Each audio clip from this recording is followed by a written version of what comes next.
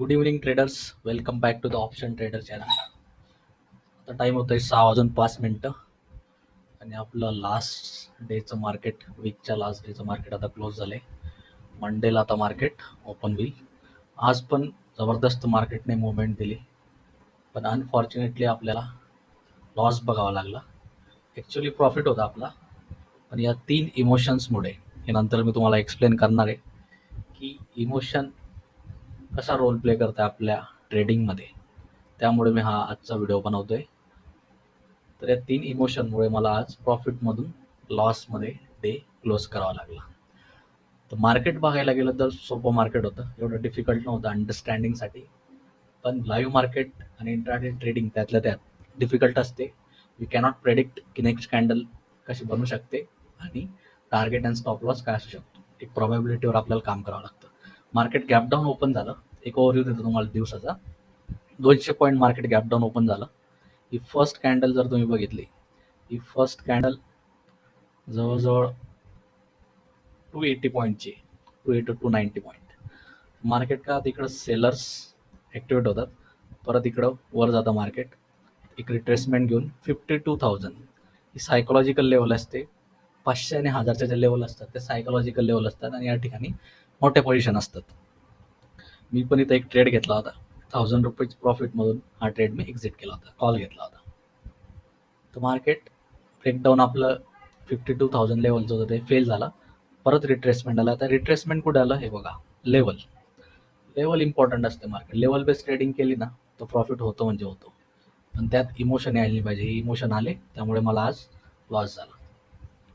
ही level. आता इथं तुम्ही फिबोनाची रिट्रेसमेंट जर वापरली, त्या लेवलला स्टार्ट पॉईंट इथून मार्केट हा पॉईंट घेऊ आपण, इथपर्यंत गेलो होतं बरोबर आपलं मार्केट. 50 आणि 61 ह्या 2 लेवलला मार्केटने सपोर्ट घेतला. तर नेहमी जर मार्केट ट्रेंडिंग असेल, 200 किंवा 300 पॉईंट अप गेलो आणि त्यानंतर रिट्रेसमेंट घेत असेल, त्यावेळेस तुम्ही फिबोनाची रिट्रेसमेंटच्या या इंडिकेटरचा, या टूलचा तुम्ही वापर करू शकता. इथं मार्केटने सपोर्ट घेतला आणि परत मार्केट अपसाईडला गेला बरोबर. या ठिकाणी कोणी ट्रेड घेतला असेल सेकंड अटेम्प्टमध्ये, फर्स्टमध्ये लॉस होणारच आहे. इथं जर तुम्ही ब्रेकआउटला एंट्री घेतली, इकडं स्टॉप लॉस तुमचा, तुम्ही एवढ्या पॉईंटचा स्टॉप लॉस ठेवू नाही शकत कधी ऑप्शन बाईंगमध्ये. सेलिंगमध्ये पण ठेवू नाही शकत. 200 पॉईंट आहे, जास्तीत जास्त आपण 50-60 पॉईंटचा स्टॉप लॉस ठेवतो ऑप्शन बाईंगमध्ये. सेलिंगमध्ये 10-20 पॉईंट, 50 पॉईंट आपण जास्त ठेवू शकतो, पण बाईंगमध्ये एकदम स्ट्रिक्ट लावावं लागतं. तर मी या कॅन्डलला एंट्री केली होती, इकडे एक्झिट केलं. परत मार्केट इकडं आलं. ह्या कॉलमध्ये मला चांगला प्रॉफिट झाला होता, एक 3-4 हजार रुपये, 5,000 रुपयाचा प्रॉफिट. तर टोटल मी 10:30-11 पर्यंत माझा जो प्रॉफिट होता तो 5,000 रुपये प्रॉफिट होता, 5,000 रुपीज. त्यानंतर मी इकडे एक ट्रेड घेतला, इकडे 1,000-1,500 रुपये काहीतरी काढले. टोटल माझा 6,000 रुपीज प्रॉफिट होता. ओके. प्रॉब्लेम झाला इथं. इथं मी परत 2,000 रुपये, एक लॉटर 2,000 रुपये इकडं बुक केले आणि त्यानंतर ह्या लेवलला मला प्रॉब्लेम झाला. मी इकडं हेवी क्वांटिटी, एकदा इथं हेवी क्वांटिटी मारली आणि सेकंड टाईम ह्या कॅन्डलला हेवी क्वांटिटी मारली. त्यामुळे माझा जो लॉस, प्रॉफिट होता, प्रॉफिट तर गेलाच, पण घरून पण पैसे गेले. ठीक आहे, that is a part of the game. हे तुम्ही माझं PNL बघू शकतात. 6,294चा माझा आजचा लॉस आहे. का तुम्हाला जर सांगितलं 52,000चा मी कॉल घेतला होता, मला चांगला प्रॉफिट झाला होता.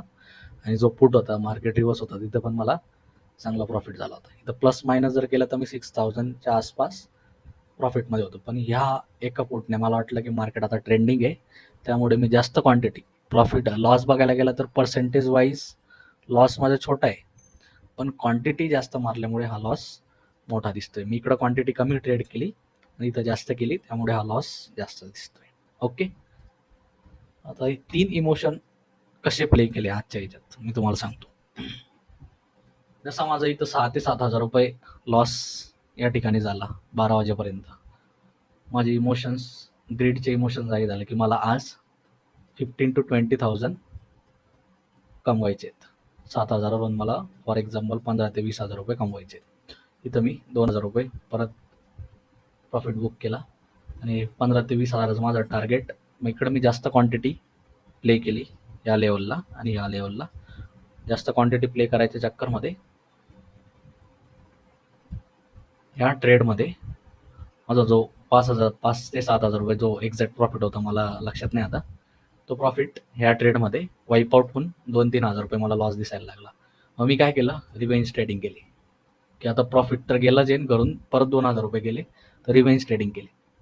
रिव्हेंज ट्रेडिंग केल्यामुळे काय झालं, मी इथं मोठी क्वांटिटी प्ले केली, आणि मोठी क्वांटिटी प्ले करायच्या चक्करमध्ये आता समजून घ्या, तुम्ही जर या पॉईंटला एंट्री घेतली, ओके, या पॉईंटला तुमचा स्टॉप लॉस हा पाहिजे. का? कारण की ब्रेकडाऊन या ठिकाणी आलं, मार्केट पण रिव्हर्स पण या ठिकाणीच होईल. सेम मी जर हा ट्रेड होल्ड केला असता तर मला आता 15 ते 20 हजार रुपये माझं टार्गेट झालं असतं, कारण की क्वांटिटी तेवढी होती. पण मी होल्ड नाही केला. का नाही केला? Fear of big loss. Quantity जास्त होती, त्यामुळे मला असं वाटत होतं की लॉस मोठा होऊन जाईल, म्हणून मी SL फॉलो नाही केला. सगळ्यात मोठी चूक जी इथं झाली ती SL. कशामुळे झाली? फिअर कशाचा होता? बिग लॉस, मोठा लॉस होईल, त्यामुळे मी SL फॉलो नाही केला. जसा हा ट्रेड इकडे रिव्हर्स झाला, मी ह्या कॅन्डलमध्ये एक्झिट झालो, आणि मार्केट परत 10-15 मिनिटाच्या ह्याच्यात परत मार्केट इकडे गेलं, इथं क्लोज झाला.